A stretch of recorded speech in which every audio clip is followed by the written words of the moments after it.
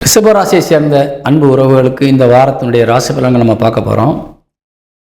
ரிஷபராசிக்கு அதிபதியான சுக்கிரன் குருவோடு இணைந்து அமர்ந்திருப்பது என்பது மிகுந்த ஒரு மகிழ்ச்சி தரக்கூடிய விஷயம்.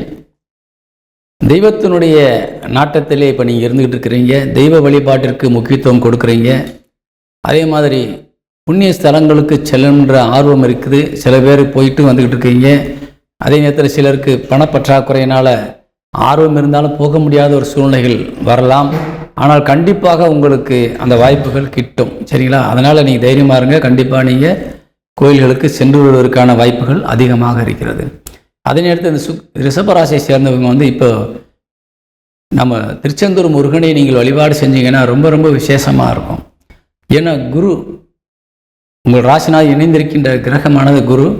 உங்கள் ராசிநாதனும் குருவனுடைய நட்சத்திர காலிலே இப்போ அமர்ந்திருக்கிறார். குருபவனுடைய ஸ்தலம் திருச்செந்தூர் முருகன் கோவில். அதனால் அந்த முருகன் கோவிலுக்கு நீங்கள் ஏதாவது நேர்த்திக்கடன் வச்சு நீங்கள் கண்டிப்பாக போயிட்டு வந்தீங்கன்னா எவ்வளவு பெரிய காரியமாக இருந்தாலும் தடைபட்டு கிடந்தாலும் கண்டிப்பாக நடக்கும்.